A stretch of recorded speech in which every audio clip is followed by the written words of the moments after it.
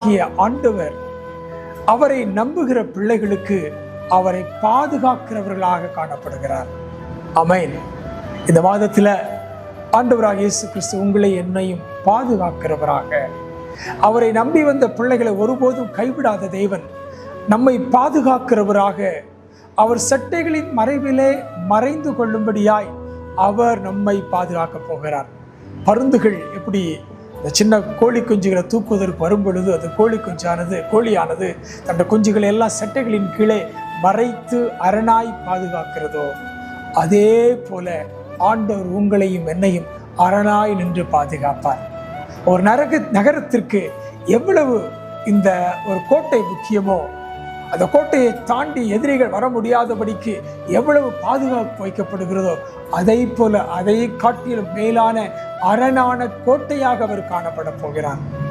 நீங்களும் நானும், ஆண்டவருடைய பிள்ளைகளாகிய நீங்களும் நானும் யாரை நம்ப வேண்டும், யாரை அறிந்திருக்க வேண்டும், யாரை நம்புகிறவர்களாய் காணப்பட வேண்டும் என்று சொன்னால், நம்மை படைத்த தேவாதி தேவனாகிய இயேசு கிறிஸ்துவை மாத்திரம் நம்புகிறவர்களாய் காணப்பட வேண்டும்.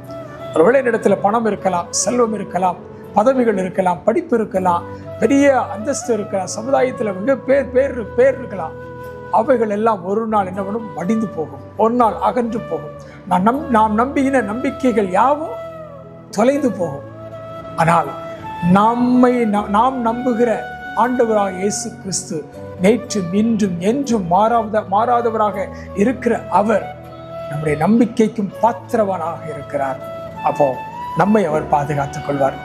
எல்லா மறைவுகளிலிருந்து, எல்லா பிரச்சனைகளிலிருந்து, துன்பங்களிலிருந்து, வியாதிகளிலிருந்து, எல்லாவற்றிலிருந்து பாதுகாக்கிற அரணாய் காணப்படுவார். இன்றைக்கு காலை வேளையில இதை கேட்கிறவர்களே, ஆண்டவரை நம்புவோமா? இயேசு கிறிஸ்துவை நம்புவோமா? அவர்தான் என்னுடைய மெய்ப்பர் என்று சொல்லி அவர் அரணான கோட்டையாக எனக்கு நல்லவராக இருப்பார். ஒரு நிமிஷம் கண்களை மூடி தாழ்த்தி ஜெபம் பண்ணுவோமா? நல்ல பிதாவே, அருமையான இந்த வேளையில் ஆண்டவரே, இந்த மாதத்தில் எங்களோடு கூட பேசின வார்த்தைகளுக்காக நன்றி செலுத்துகிறோம்.